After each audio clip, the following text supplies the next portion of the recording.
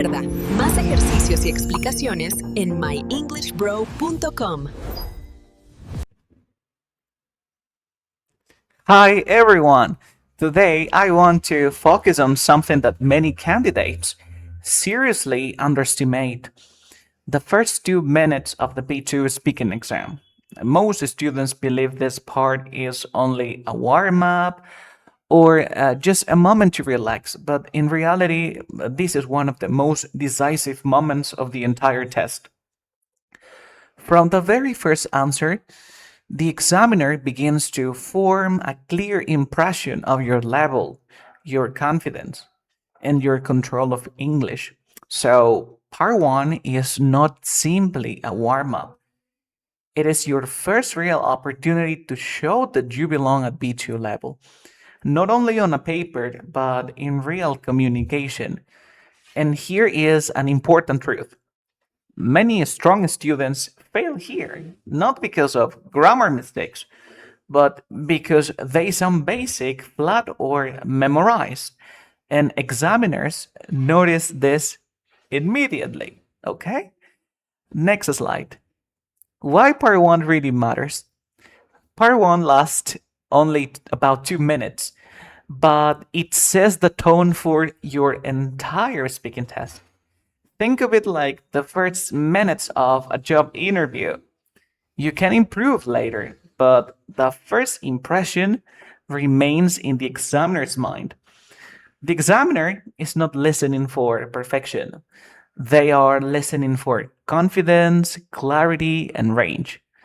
They want to hear that you can talk about everyday topics naturally and comfortably, without the stress and with control. This is the moment where you prove that you are not only answering questions, but actually communicating like a real speaker.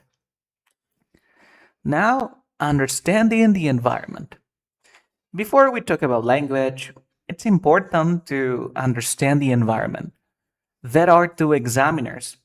One is the interlocutor, who speaks to you and guides the exam, and the other is the assessor, who does not speak and carefully evaluates your performance.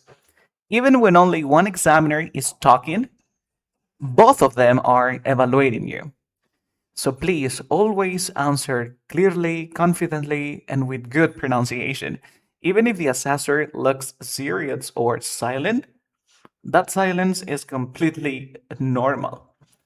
Next, what examiners are really marking. One very important thing to understand is Cambridge is not counting your mistakes. They are evaluating how effectively you communicate. They focus on your grammar range, your vocabulary, your pronunciation, your interaction, and your overall effectiveness. So making one small mistake is not a problem. What really lowers your score is sounding simple, repetitive, or limited. Remember, guys, B2 is about control and flexibility, not about being perfect.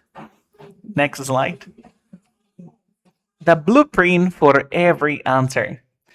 Now, this is the most important structure you need for part one. Almost every strong answer follows this pattern. First, answer the question directly, then add one detail. Next, give a reason. And finally, provide a short example. This structure helps you avoid answers that are too short and answers that never end. If you use it, your answer naturally lasts around 20 seconds, which is exactly what the examiner expects. This structure works because it makes you sound organized, confident, and mature. You are not only reacting to the question, you are developing an idea. And this is one of the key differences between B1 and B2. At B1, you react, but at B2, you develop. The examiner wants to hear explanation, and examples. Okay? The B1 answer is short, correct, but basic. It answers the question, but it stops there. The B2 answer is longer, more specific, and better justified. And here is something very important. The B2 answer does not use very difficult words or very difficult vocabulary. It uses better structure. Remember, guys, structure creates level, not fancy vocabulary. Okay? Next, part one topics are extremely predictable. Cambridge usually asks about familiar areas such as your city, your studies, your work, your free time, your, I don't know, your plans, technology, etc. So this part is not about surprise. It is about preparation. If you prepare ideas in advance, you speak with confidence instead of panic. You're thinking about communication, not survival. Next, upgrading vocabulary from B1 to B2. At B2 level, you should try to avoid very basic words when possible. Not always, but often. For example, instead of saying nice city, you can say a lifeless city or a well connected city. The idea is the same, but the level changes. Examiners notice vocabulary choices very quickly. And this is what I want you to do. I want you to learn more words. Okay? Next, tools to sound more advanced. Now, I want to show you some tools that immediately improve your answers. These are not tricks to memorize, they are natural structures that real speakers use. Using even one good structure per answer already shows range. The golden rule, avoid only present simple. The present simple is correct, but if you only use the present simple, you sound limited. Strong B2 candidates show variety.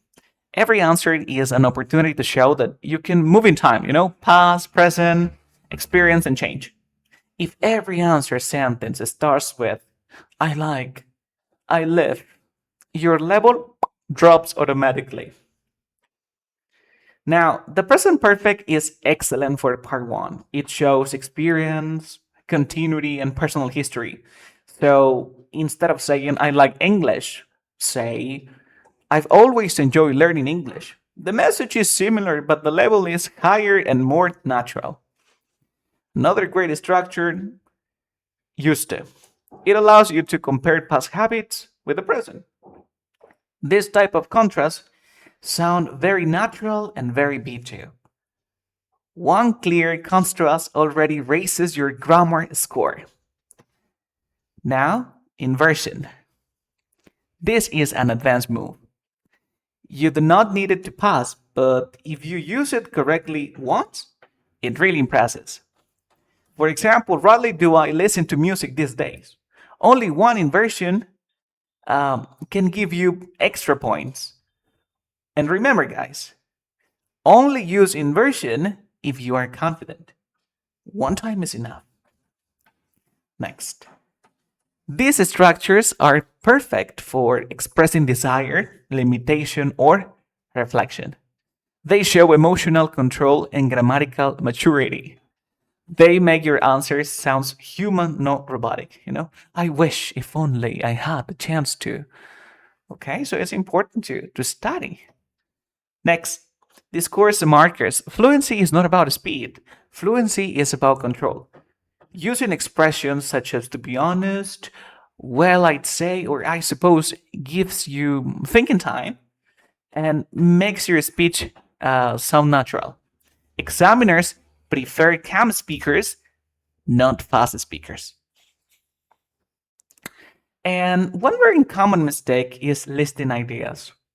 Some students say, I like this, I like that, I like something else. This sounds basic and disconnected. Instead, connect ideas using linky words. Okay, remember, connection equals level. Next slide. Remember, This is a performance. Your body language, your posture, your voice all matter. Sit confidently, breathe, and speak clearly. Your attitude directly affects how your English is perceived. And here is an insider strategy. In the first 30 seconds, the assessor is often not fully focused yet. So do not waste your best language on what are you from? Keep it simple, clear, and natural. Save your strongest answers for later questions. And finally, avoid these mistakes. Answers that are too short, memorize scripts, speaking too fast, very basic vocabulary. Be natural, flexible, and engage. That is exactly what Cambridge rewards. And trust me, if you follow these strategies, part one becomes your advantage, not your fear. You are not trying to sound perfect. You are trying to sound real, confident, and clearly B2. You can find this document on the platform. So that would be all. See you in our next lesson. Bye bye. Recuerda, prepárate para tus exámenes Cambridge con más ejercicios y explicaciones en MyEnglishBro.com.